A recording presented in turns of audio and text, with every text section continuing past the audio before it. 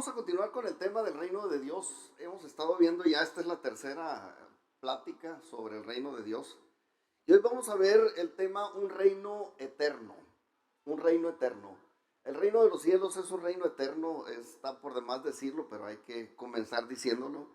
Y vamos a retomar este tema comparando dos términos que han confundido a mucha gente en estos asuntos. No es lo mismo el reino de los cielos que la iglesia, o el reino de Dios que la iglesia. Aquí no es el reino de Dios, aquí es una iglesia en el sentido real, que es una asamblea, y ahorita vamos a ver estas cosas, pero hay un poco de confusión en esto y la gente cree que porque va a la iglesia ya pertenece al reino, y no siempre es así. Inclusive hay gente que no ha estado, no ha pisado una sola iglesia y se fue al reino, directo, sin tocar baranda, como dicen algunos, ¿no? Usted recuerda aquel ladrón que estaba a un lado de Jesús. Le dice Jesús, ahora vas a estar conmigo en el paraíso. No había ido a ninguna iglesia, era un criminal, era un asesino, pero bueno, recibió la salvación y se brincó todas estas cosas. Entonces, el reino de Dios no podemos nosotros limitarlo tanto como para compararlo con una iglesia. Una iglesia o una congregación, por muy grande que sea una congregación o aún una denominación, por muy grande que sea, no se puede comparar con el reino, porque el reino de Dios es algo mucho más vasto, mucho más grande, mucho más duradero, eterno, pues. Entonces las iglesias como las conocemos son instituciones. Me refiero a los edificios, a las congregaciones. Eh, Son instituciones y están dirigidas generalmente por humanos. No podemos quitar este elemento humano de la dirección de la iglesia, ¿no? Porque son instituciones y son administradas por personas como yo, como cualquiera. Yo soy el que administra aquí las cosas y soy tan humano como ustedes que están ahí sentados. Pero, eh, pues, a veces la iglesia está dirigida por hombres y mujeres llenos del Espíritu Santo, pero en otros casos totalmente fuera de contexto, porque no son ni siquiera a veces, algunas veces, muchas veces, eh, gente que no es nacida de nuevo siquiera, las que están al frente de la iglesia. Y esto es algo difícil de entender, pero sucede.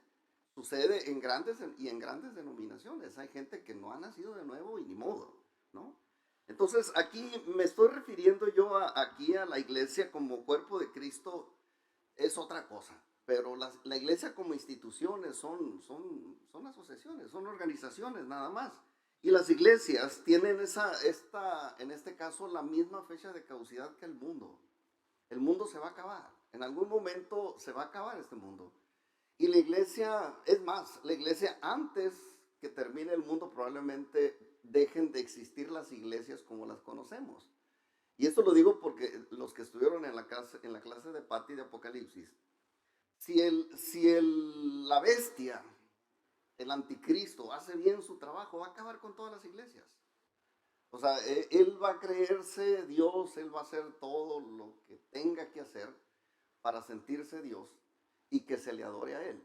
Y obviamente va a arremeter contra todo lo que se llama iglesia o que parezca iglesia. Se va a acabar las religiones y él se va a encargar de eso, ¿no? Entonces, puede suceder que aún antes de que termine el mundo, antes del juicio, antes de muchas cosas del final, probablemente ya las iglesias dejen de existir, ¿no?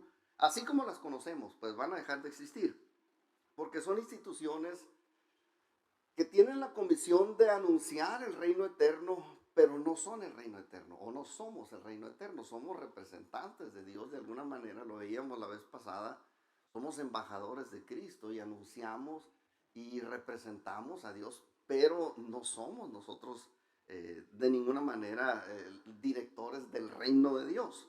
Entonces, este es un trabajo que nosotros tenemos que realizar por todo el mundo, el llevar el evangelio, el anunciarle a la gente la salvación de Dios, pero pues en algún momento el mundo se va a acabar y ya no va a haber nada que hacer, ni a quién anunciarle, pues, la salvación.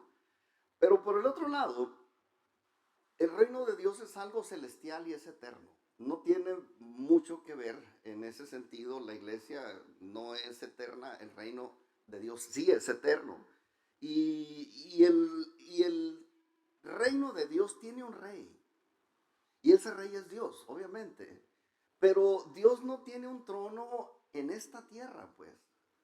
Ni siquiera en alguna iglesia, ni en ninguna denominación. Dios no tiene el trono en esta dimensión. El reino de Dios es algo en el cielo, pues. Dios reinaba desde antes de la creación. Dios ya reinaba. Y va a pasar la creación y se va a acabar todo y Dios va a seguir reinando y va a reinar por la eternidad. Y cuando deje de existir la creación, el reino de Dios va a permanecer porque es algo permanente, eterno, pues. Ahora, si usted busca en la concordancia de su Biblia, el reino de Dios, eh, lo va a encontrar que están más de 100 versículos, el reino de Dios. Se menciona el reino de Dios en más de 100 versículos.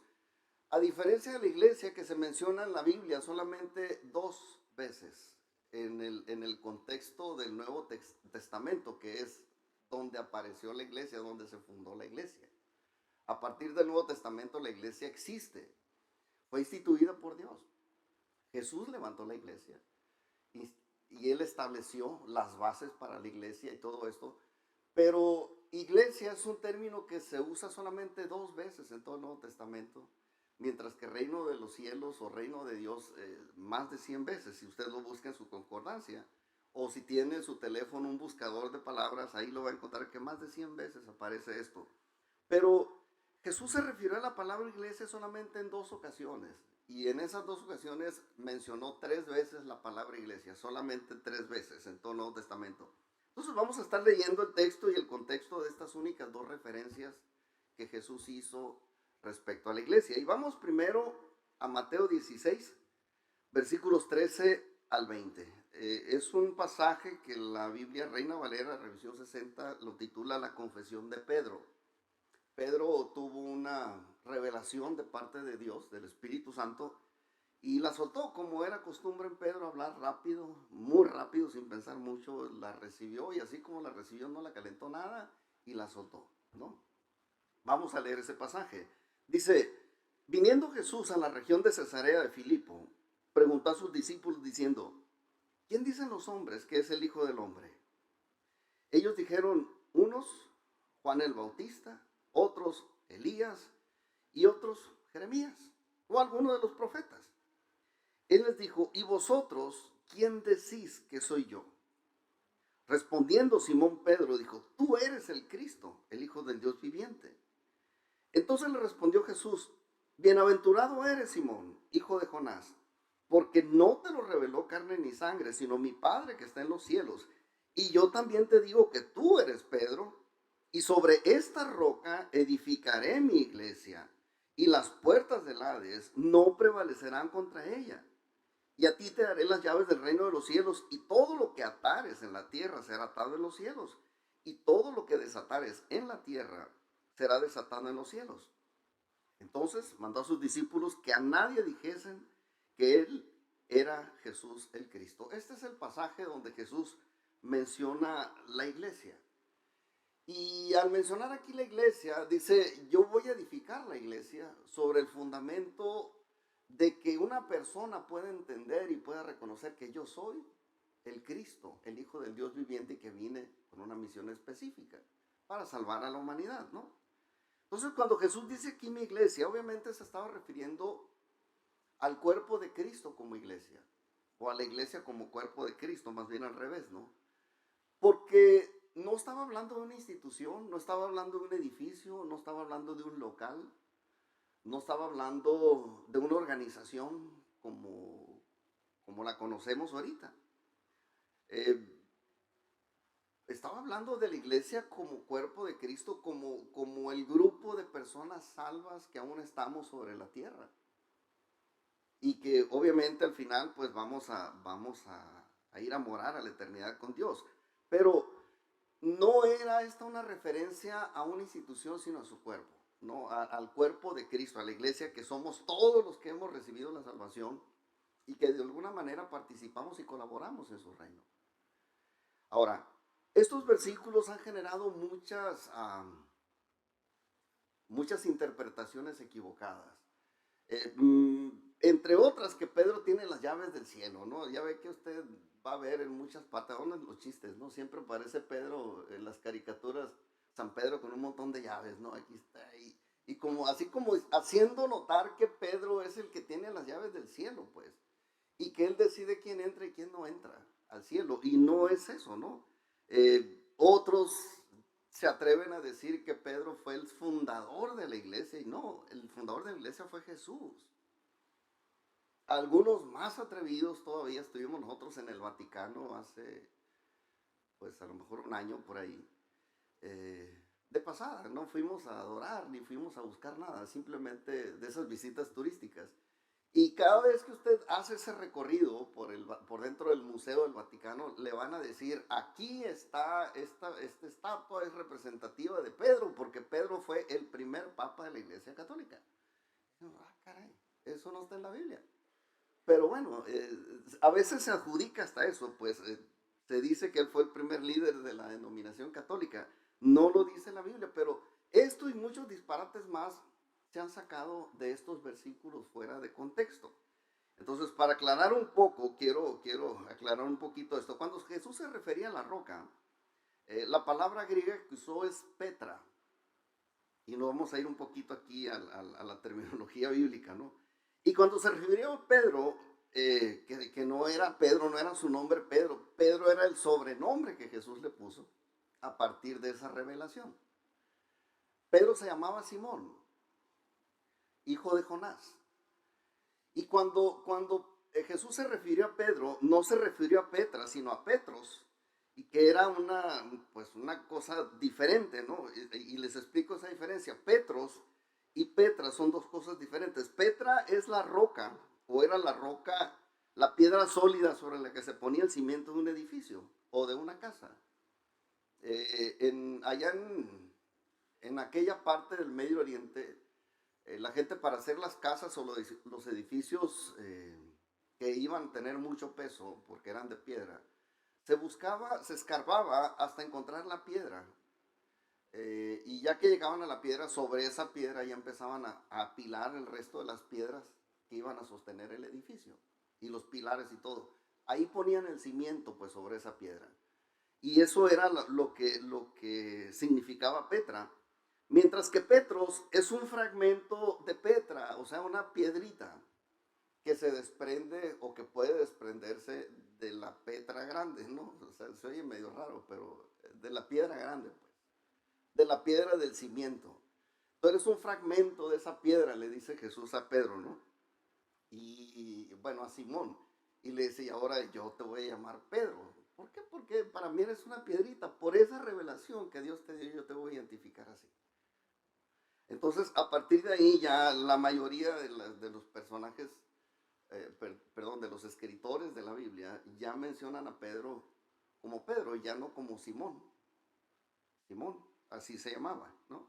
Entonces, no es lo mismo ser una parte pequeña de la roca que ser la base de roca donde se asienta el cimiento de una casa o de un edificio.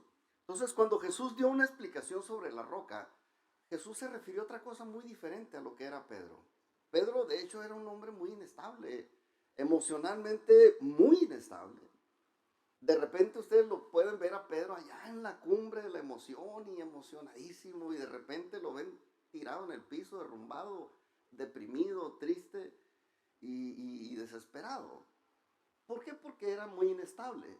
De hecho, tiene mucho que ver con su nombre, que significa Simón, pero no vamos a hablar de ese punto. Pero Jesús quiso nombrarlo de una manera diferente porque lo que él dijo, la revelación que él soltó de lo que el Espíritu Santo le reveló, lo caracterizó como eso, ¿no? Él pudo confesar por primera vez en toda la historia de toda la humanidad, el primero que confesó que Jesús era el Cristo, el Hijo del Dios viviente, fue Pedro. Entonces esa era una declaración de otro nivel que no se lo había revelado ninguna persona, sino el Espíritu Santo directamente, y eso se lo dijo Jesús.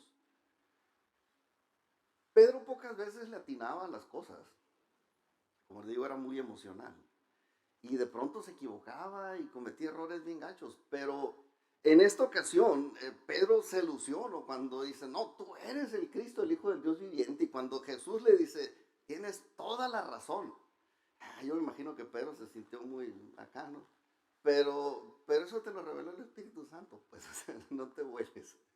No es de ti, no salió de tu mente, de tu manera de razonar. Fue una revelación directa del Espíritu de Dios. Entonces, Jesús explicó que la roca es el fundamento firme de su palabra. No tiene nada que ver con Pedro, tiene que ver con otra cosa muy diferente. No sé si se acuerdan cuando Jesús habló de los dos cimientos.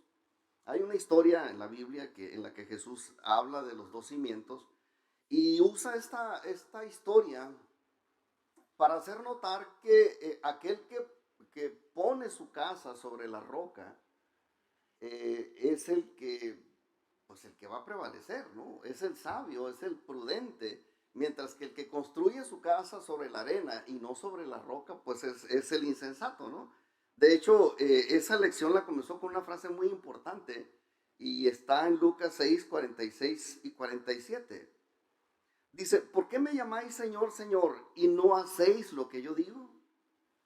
Todo aquel que viene a mí y oye mis palabras y las hace, os indicaré a quién es semejante. Y de ahí Jesús les platicó a los discípulos esta historia de los dos constructores, un insensato y uno prudente. Uno que a la hora de construir, construyó su casa sobre la arena y el otro, que es el prudente, construyó su casa sobre la roca. Y al final les dijo que el que escucha su palabra y la pone por obra es el que construye sobre la roca. A eso se refería Jesús. Entonces, cuando se habla de Pedro, no está hablando de que Pedro es el cimiento de la iglesia. Está hablando, Pedro, tú eres un pedacito de esa revelación, de ese cimiento. Y vaya que lo es. Pero bueno, ha habido algo de confusión. Entonces, regresando al tema del reino de Dios y de la iglesia. El fundamento firme de la iglesia es Jesús y su palabra. No es una persona. No se trata de alguien que no sea Jesús, que no sea Dios mismo. Porque la iglesia es algo diferente al reino, pero funcionan en conjunto, pues funcionan como un binomio, las dos cosas juntas. Entonces, el fundamento firme de la iglesia es Jesús, es su palabra, y se pueden construir muchas cosas en la iglesia, pero si no hay obediencia a la palabra de Dios es algo que no va a funcionar, se va a derrumbar. Y entonces iglesia no va a ser, porque la iglesia no se derrumba, no está diseñada para ser derrumbada. Inclusive la iglesia está diseñada para que las puertas del mismo infierno no prevalezcan contra ella. O sea, la iglesia tiene su parte en esto. Y se pueden construir, como les digo, muchas cosas en la iglesia, pero si no hay obediencia a la palabra de Dios, lo que se construye se va a derrumbar por la falta de un cimiento sólido, que es la obediencia a la palabra de Dios. Y entonces el constructor, al final, comenta aquí Jesús, yo creo que muy probablemente él estaba haciendo entender que al final ni siquiera esta persona que no fundamenta su vida, su casa, su obra sobre el fundamento firme de la palabra, ni siquiera va a tener un lugar en el reino eterno. O sea, no es posible que una persona sea desobediente a Dios y que construya y que haga y que haga y que haga, pero viviendo en desobediencia, dice, eso se va a caer. Y pudiera ser, hablando de la comparación entre la iglesia y el reino eterno de Dios, que aunque una persona tenga una membresía en una iglesia muy bien hecha y muy bien organizada, pues aunque haya pagado inclusive solo la construcción de la iglesia, puede que ni siquiera conozca el reino. Porque sucede. O sea, dicho de otra manera, usted, ni nosotros o ninguno de nosotros va a entrar al reino de Dios si no obedece la palabra del rey. Y esto es importante recalcarlo. Aquí lo más importante es Dios. Y la palabra de Dios para nosotros es lo que debe regirnos. Yo cómo sé que una persona pertenece a un reino X, al que sea, por las reglas, por el cumplimiento de las reglas al reino. Aquí hay mucha gente que cree que vive en San Luis o que es de San Luis, pero no respeta las reglas. Esos no son de San Luis. A fin de cuentas van a un reino eterno también, pero es el reino de las tinieblas. La gente rebelde no cabe en el reino de Dios. Y al final el juicio sobre ellos los va a llevar a ese lugar. Entonces nosotros no podemos entrar al reino de Dios si no obedecemos la palabra de Dios. Y aquí me refiero a los mandamientos de Dios, a la palabra de Dios en forma de mandamientos, ¿no? Igual, con todo y la membresía en la iglesia, algunas personas no tendrán los beneficios del reino de Dios porque no viven conforme a lo que la palabra enseña. Y no podemos nosotros jugar en este reino así como de que sí soy, pero realmente no soy. Al fin de cuentas, todo esto se va a revelar y es entonces donde se caen todas las cosas que no estaban cimentadas o que no estaban fundamentadas sobre la roca que es Cristo, ¿no? Entonces, otra cosa que se ha confundido entre la iglesia y el reino eterno de Dios es el liderazgo que Dios ha establecido tanto en la iglesia como en el reino de Dios. Nosotros somos parte de las autoridades que Dios ha establecido dentro de la iglesia, pero nosotros no somos Dios. Hay autoridades en el reino de Dios y hay autoridades en la iglesia de Dios que Dios las estableció. Pero no debe de confundirse. Mire, hay todavía algunas, ¿cómo decirlo? Algunas creencias acerca de nosotros como líderes de la iglesia, como pastores. Yo me acuerdo, y de veras, pobres a ella lo traemos Lázaro, ¿no? Pero a veces piensan que uno que está aquí es Dios, pues. O sea, son ideas que se tiene acerca de la divinidad del liderazgo de la iglesia y no hay cosa más equivocada que eso. Somos personas normales. Vamos al baño, nuestros hijos también se los salen los mocos y pasa lo mismo que en todas las familias. Pues. Somos gente normal. Pero de alguna manera somos en ese sentido liderazgo, ¿no? Y se ha confundido mucho el liderazgo de la iglesia con el liderazgo del reino de Dios o el liderazgo que está establecido en el reino de Dios. Y yo quiero decirles, Jesús no fundó su iglesia para entronar al hombre, pues. No se trata, la iglesia no es para entronar al hombre, para hacer carrera aquí, no sé, carrera espiritual, ¿no? Porque hay gente que sí lo confunde. Gente no nacida de nuevo. Yo he tenido también experiencias de este tipo, vergonzosas, penosas más bien, ¿no? Pero otra vez. O sea, hay gente que no lo entiende, pues. Y hay que ser sinceros. No se toma uno el tiempo para explicar este tipo de situaciones. Que una cosa es ser líder en la iglesia y otra cosa es tener la vara alta con Dios, pues. Ser casi semidios, ¿no? Porque mucha gente se asume esa condición delante de la gente que lidera la iglesia. Pero bueno, hay gente que así lo ve, pues. Y hay gente que no se da el tiempo para aterrizar y dejarle ver claro a la gente que no somos dioses. El liderazgo de la iglesia no es divinidad. No es nada que ver pues con la realeza de Dios. Dios es rey.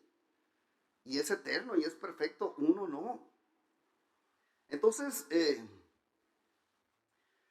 la iglesia o la iglesia verdadera no está hecha para entronar al hombre, sino para regirse por principios bíblicos, principios espirituales de la Biblia, pues. Y muchas veces la iglesia funciona con razonamientos humanos. ¿Por qué? Porque se entrona a una persona dentro de la iglesia y él establece lo que se hace y lo que no se hace y cómo se hace y no importa si no es bíblico, pero así se va a hacer aquí.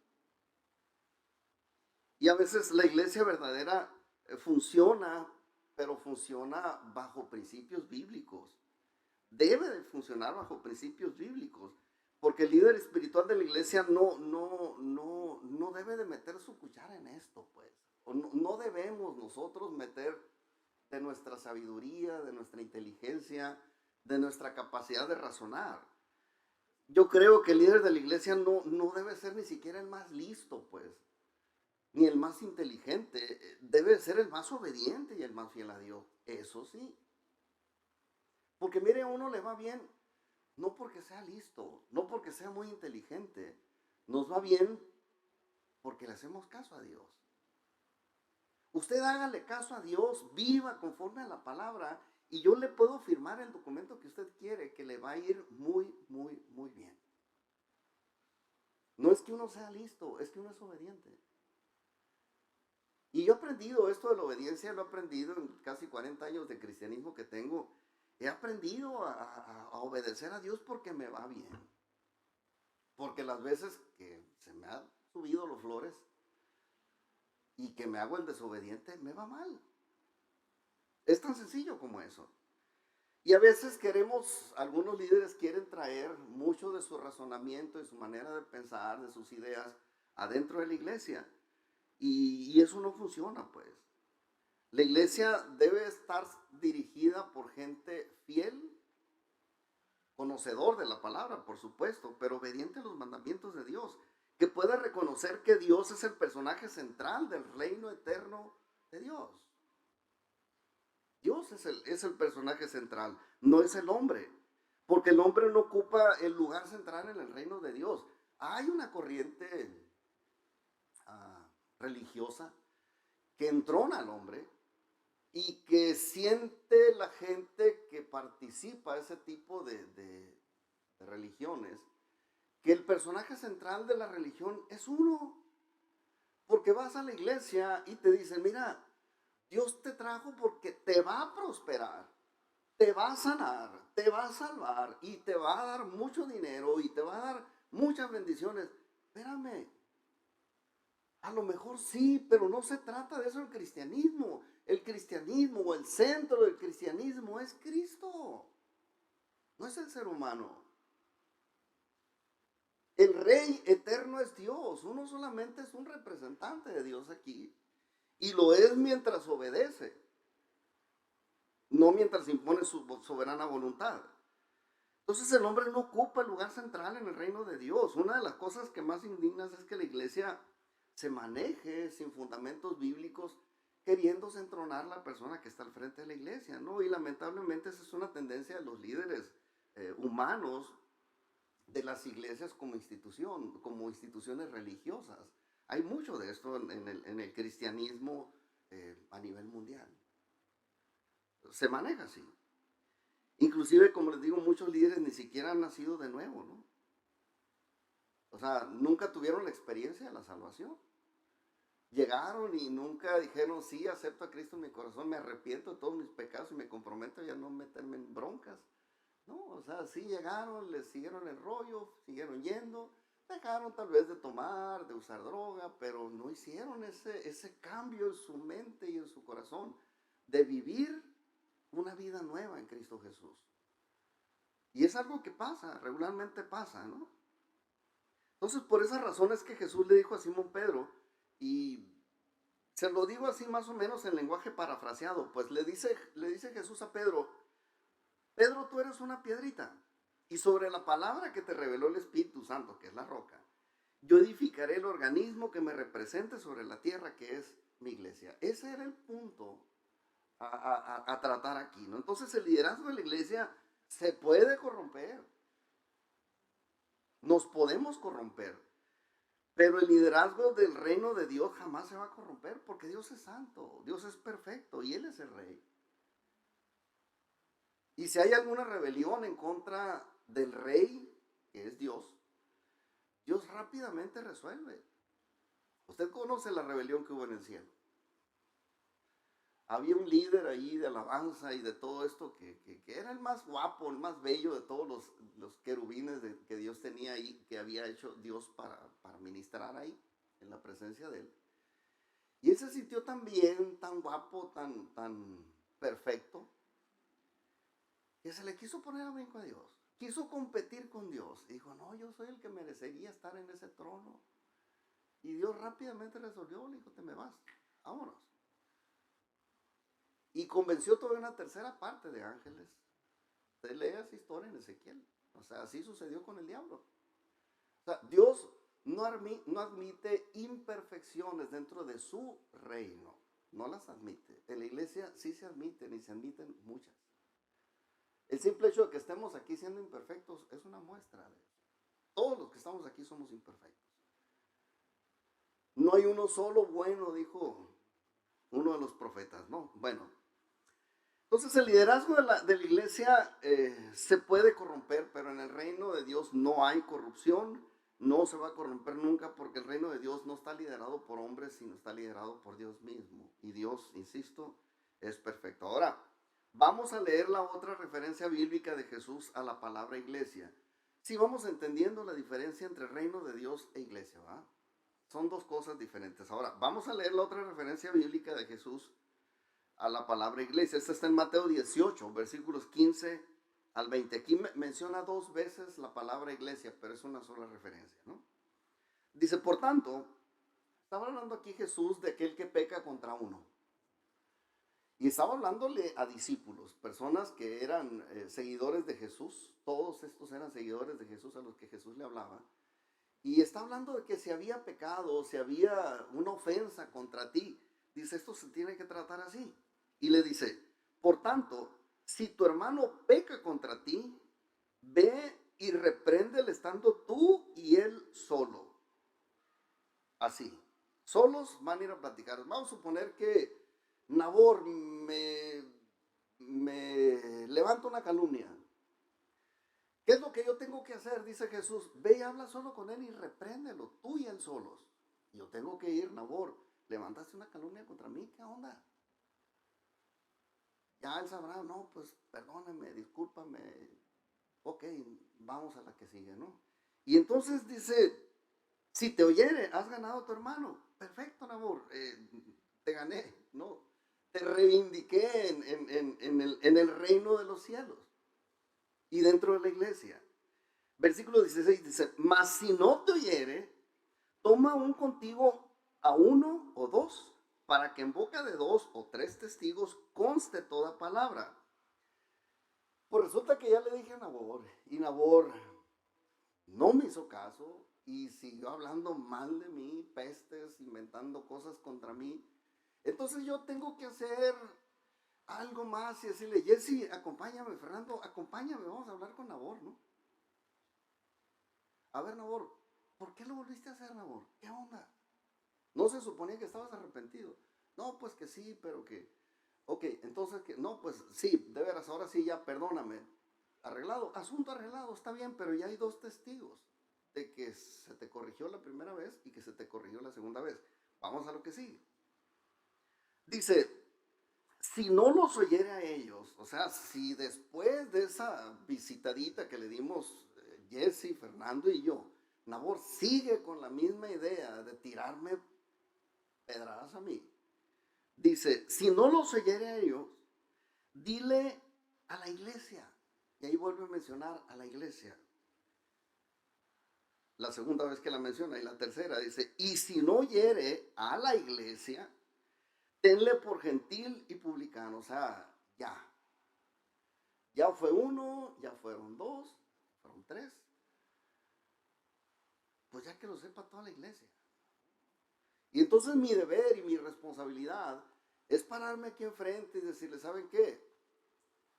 Tengan cuidado de mi amigo Naborno porque le gusta hablar mal de la gente. Usted sabrá qué hace. Yo ya les advertí. Y la gente lo va a tener, ahora sí que la iglesia lo va a tener como gentil y publicano, o sea, como que si no hubiera sido nada de la iglesia. No es ni de la iglesia como institución, ni como cuerpo de Cristo, mucho menos ciudadano del reino. Pero esa es la manera como lo menciona aquí Jesús. Y sigue diciendo, si no los oyere a ellos, dile a toda la iglesia, y si no oyere a la iglesia, ténganlo por gentil y publicano. De cierto os digo, dice el versículo 18, que todo lo que atéis en la tierra será atado en el cielo. Y todo lo que desatéis en la tierra será desatado en el cielo. Otra vez os digo que si dos de vosotros se pusieren de acuerdo en la tierra acerca de cualquier cosa que pidieren de ser hecho por mi Padre que está en los cielos, porque donde están dos o tres congregados en mi nombre, ahí estoy yo en medio de ellos. Otra vez, Para explicar este pasaje tenemos que analizar también las raíces etimológicas de lo que es iglesia y de lo que es reino. Iglesia se deriva de una palabra griega que es eclesia. Ahí lo ve apuntado, eclesia con doble K. Y significa en español asamblea, reunión, junta. Eso es iglesia, o de ahí se deriva la palabra iglesia, del griego eclesia. Y reino es algo diferente. Reino, el nombre griego de reino es basileia. Y esa palabra es de donde se deriva la palabra basílica. ¿Sabe lo que es una basílica? Bueno, a lo mejor le identifica más también en términos religiosos, pero basílica literalmente se puede traducir a palacio o a la casa del rey, donde está el trono del rey. Se puede traducir así.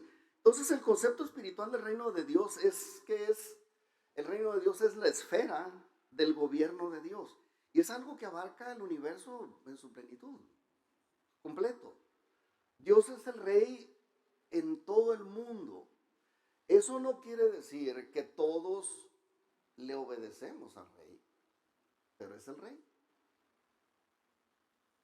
Como aquí, o como en México, o como en cualquier país.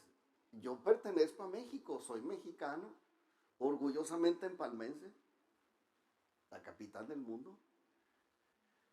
Pero el hecho de que yo me sienta bien de ser mexicano y haber nacido en Empalme, si yo no cumplo con mis pagos de impuestos, si yo no hago alto donde está un disco que dice que me pare, o si me pasa un semáforo en rojo, o si yo, no sé, póngale cualquier desobediencia que usted quiera, a mí no me van a tratar como ciudadano, me van a tratar como preso, como rebelde. Y no voy a tener los beneficios que tiene el resto de la población. Igual en el reino. Si yo rompo las reglas del reino, no vivo las reglas del reino, no se me puede tratar como ciudadano del reino. A lo mejor como parte de la ciudad, sí, que es lo mismo que decir, pues sí, voy a la iglesia, pero no le hago caso a Dios. Bueno, pues es lo mismo. No podemos tener privilegios si nosotros no vivimos esa palabra, pues. Ahora, el concepto espiritual del reino es que es la esfera del gobierno de Dios y abarca todo, ¿no? Y en los casos en la que la corrupción se generaliza, porque hay momentos o ha habido momentos en la historia en que la corrupción se hace general, de todas maneras, el lugar en donde se obedece a Dios, ese pequeño lugar puede ser una casa, puede ser una ciudad, puede ser una familia, ese lugar donde se le obedece a Dios, ese lugar es el reino. Está ahí el reino. Porque ahí se le obedece a Dios. Aunque la corrupción esté por todas partes alrededor.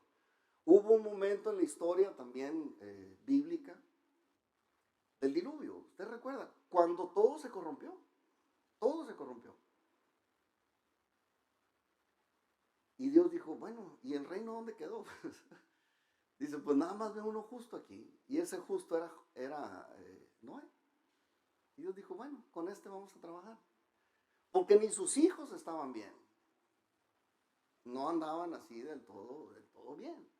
Y la prueba de ello es que después del diluvio, uno de los hijos que fue Cam, ese se metió en un broncón contra su padre, por las costumbres que había visto, por las cosas que había vivido ahí en aquel lugar donde ellos vivían. Pero bueno, eso es otra historia también. Aquí lo importante es que hay momentos en que se generaliza la corrupción y es ahí donde entra esta otra parte en donde el reino se queda representado solamente por unos poquitos, pero allí donde está eso, esos que viven la palabra, que obedecen a Dios de verdad, ahí es el reino de Dios también. Es parte del reino de Dios. Y ha sucedido, como le digo, varias veces en la historia. Eh, Lamentablemente la tierra en la que vivimos nosotros es el escenario de una rebelión universal contra Dios. Se concentró aquí todo, porque aquí es donde estamos las almas, pues, y se están peleando nuestra salvación. Y todo mundo que se ha rebelado contra Dios viene y para aquí, pues. ¿Por qué? Pues porque Aquí es donde están los intereses de Dios. Los mayores intereses de Dios están sobre la tierra. ¿Por qué? Porque aquí estamos nosotros.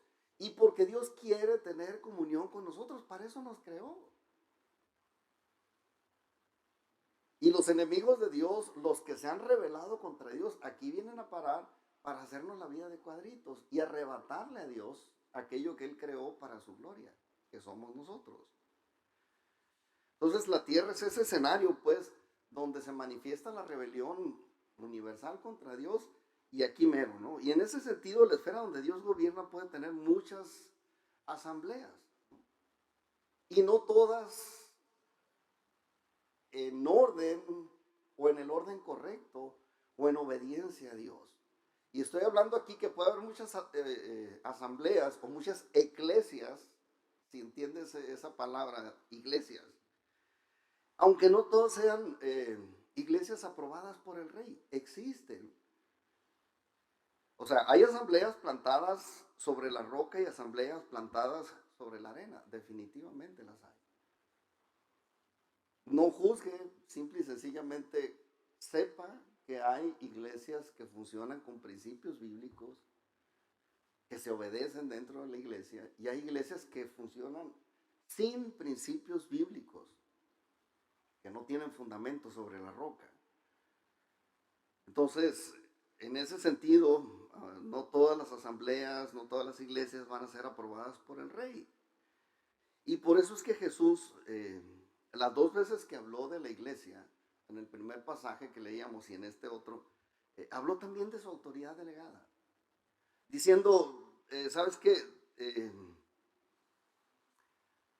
Mis discípulos, dice, tienen que aprender a usar la autoridad del reino. Y tienen que aprender que lo que se ata arriba, lo que Dios lo quiere amarrado, ustedes tienen capacidad para amarrarlo aquí también. Y lo que Dios desata arriba, ustedes tienen que hacer que se desate acá. No es esto a nuestra voluntad, ¿sí? Porque mucha gente, ahora con el asunto de los apóstoles y esas cosas, hay gente que ya no ora, se la pasa declarando, yo declaro en el nombre de Jesús esto y esto y esto y esto y esto. Nunca tiene la humildad para decir, Señor, te pido con humildad, ten compasión. No, no, no, yo declaro en el nombre de Jesús que esto se rompe porque yo lo digo, ¿no? Por la autoridad que Dios me dio. Y pues a lo mejor les funciona, ¿no? Pero no es así, no es así.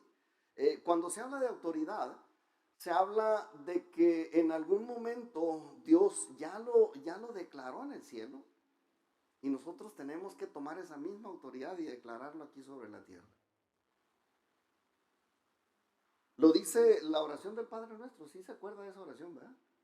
Padre nuestro que estás en el cielo, santificado sea tu nombre, venga tu reino, hágase tu voluntad como en el cielo, así también en la tierra.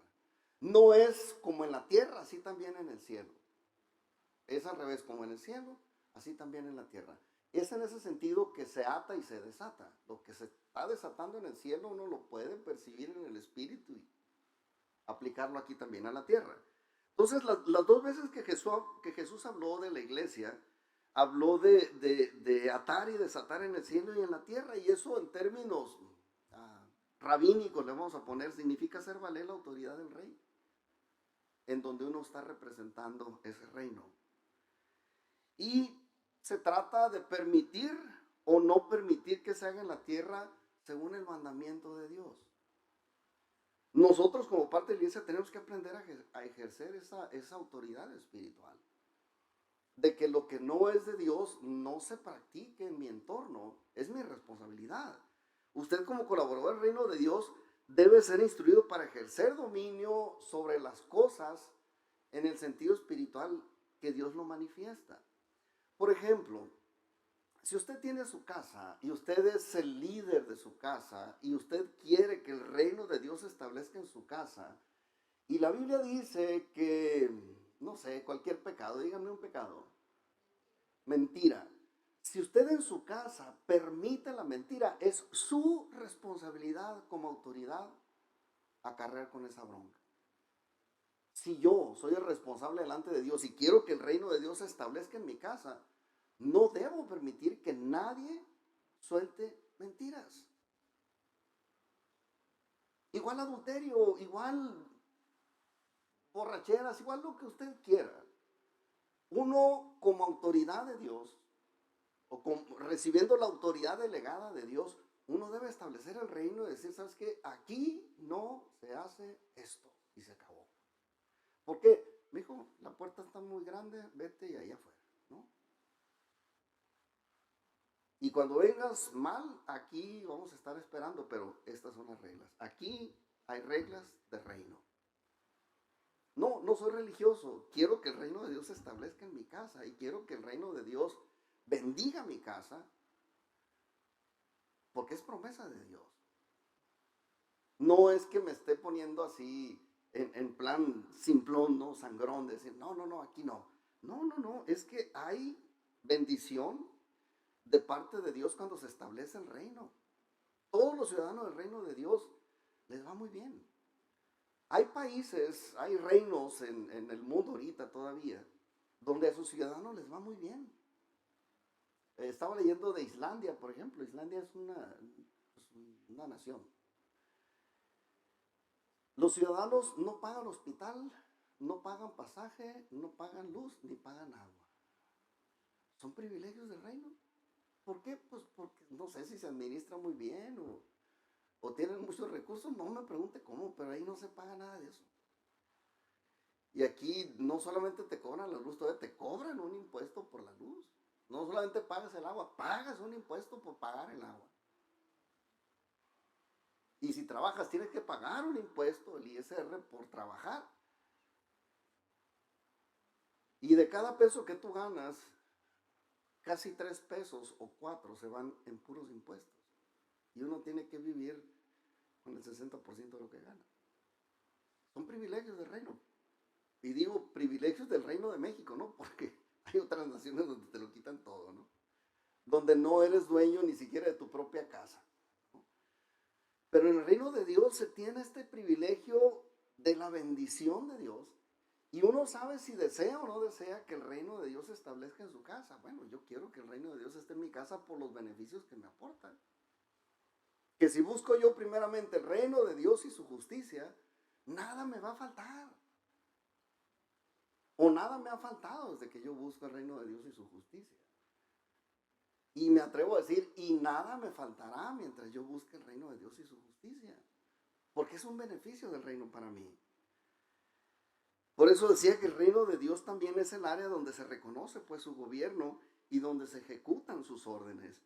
Y aunque haya rebelión contra el rey en todo nuestro entorno, debemos entender que Dios no ha cedido su soberanía ni a hombres ni a Satanás. Dios sigue siendo soberano y aunque la gente se porte mal, se porten de todas maneras, ya lo saben. Y si no lo saben, pues hay que instruirlos. Pero el que sabe, más vale que se ajuste. O los que sabemos, más vale que nos ajustemos para que nos vaya bien. Porque el reino de Dios bendice. A lo mejor la iglesia no tanto como el reino, pero bendice. Jesucristo vino a morir, a resucitar y ascender al cielo para establecer autoridades en la parte terrenal de su reino. Esta es la parte terrenal de su reino, la iglesia. No es el reino de Dios, pero es la representación más cercana de lo que es el reino de Dios, donde hay autoridades que Dios estableció y que son autoridades que estamos comprometidos a hacer valer la palabra y vivir conforme a ella. Efesios capítulo 4 versículos 8 al 13 nos habla de este ministerio de Jesús. Dice, por lo cual dice, subiendo a lo alto, hablando de Jesús, subiendo a lo alto, llevó cautiva la cautividad y dio dones a los hombres. Y eso de que subió, ¿qué es? Sino que también había descendido primero a las partes más bajas de la tierra. El que descendió es el mismo que también subió por encima de todos los cielos para llenarlo todo.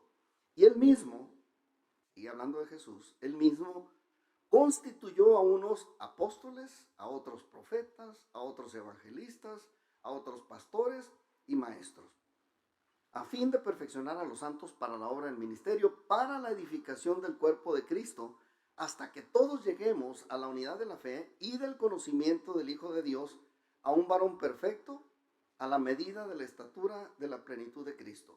Todas estas autoridades humanas de la iglesia fueron establecidas por Dios. Está hablando aquí de apóstoles, profetas, evangelistas, pastores y maestros.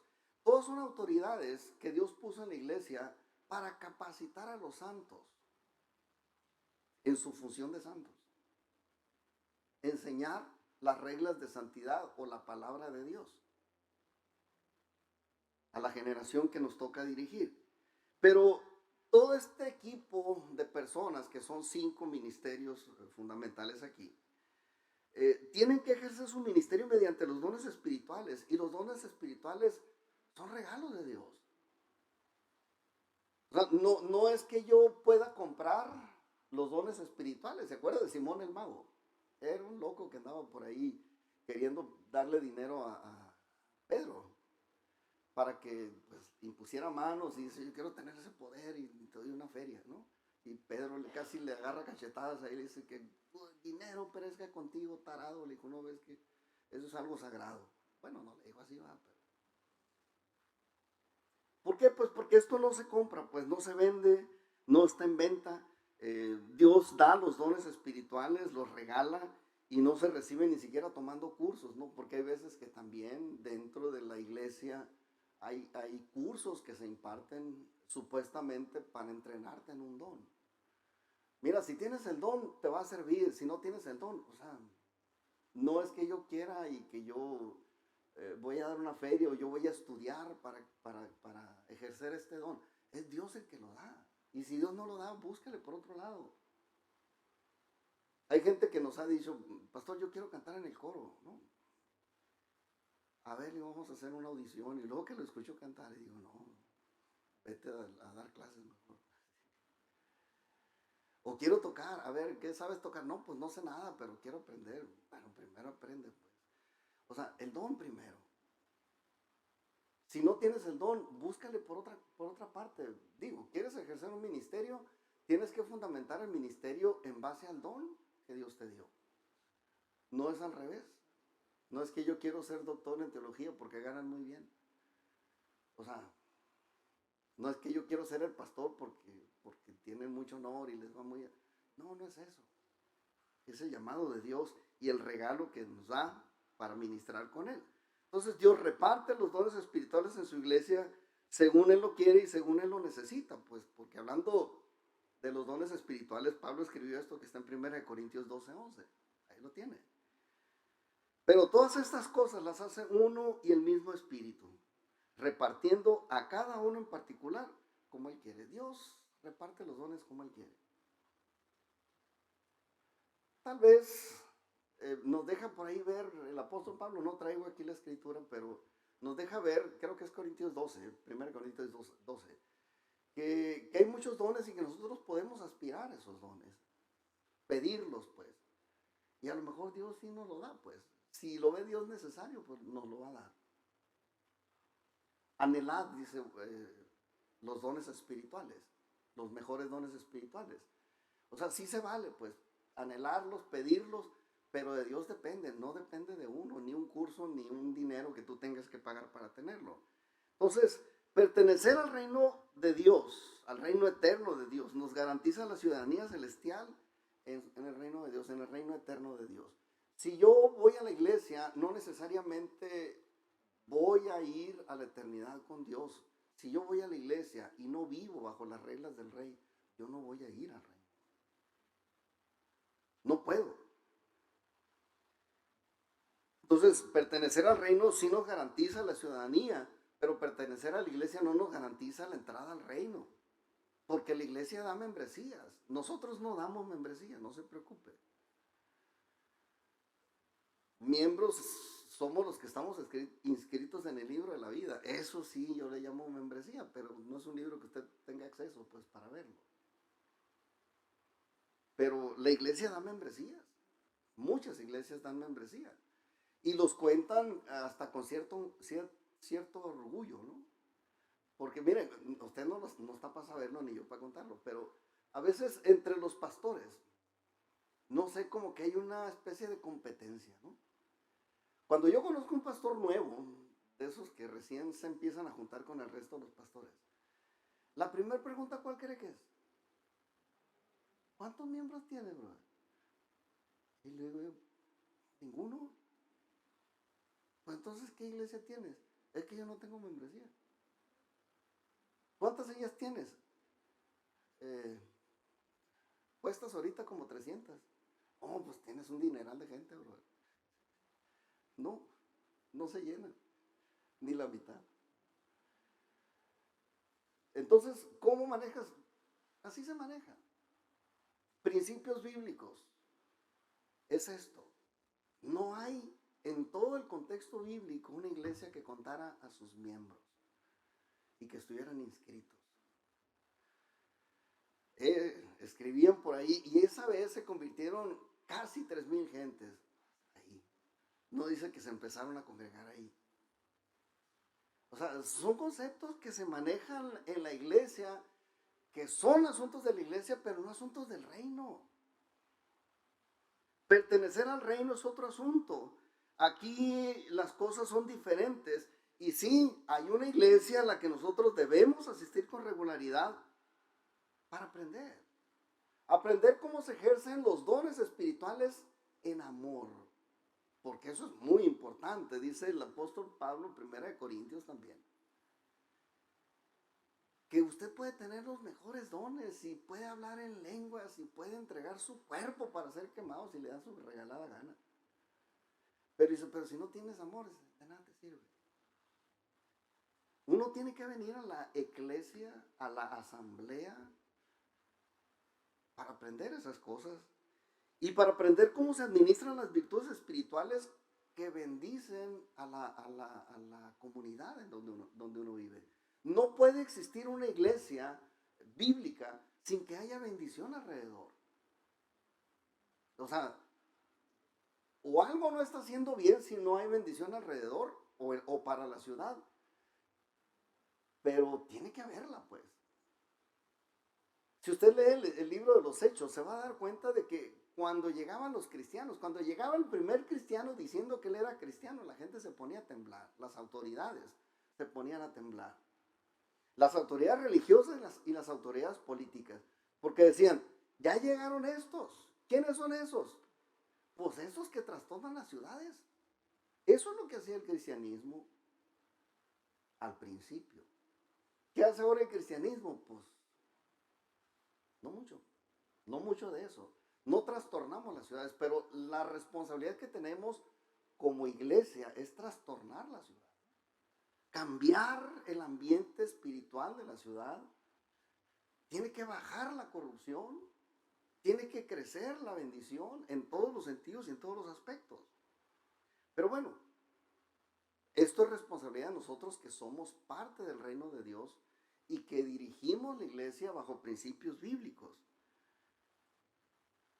En resumen, les diría que el reino eterno de Dios representa la esfera de la salvación y la obediencia a sus mandamientos. Y la iglesia, pues representa la esfera de la comunión y la capacitación ministerial de los integrantes. Así, los que integramos esta comunidad cristiana, pues representamos eso, ¿no?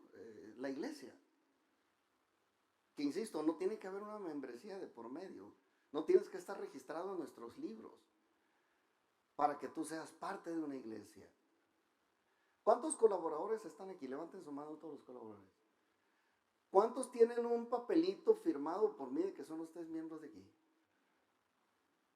No lo hay. ¿Por qué? Porque de nada sirve. Hay un miembro, no voy a decir nombres, tampoco denominaciones, que es prácticamente el Dios de la iglesia, de una denominación mexicana que tiene iglesias en todo el mundo o en varias partes del mundo. Es el líder principal, el apóstol y no sé qué tantos títulos le ponen. Pero resulta que está en el bote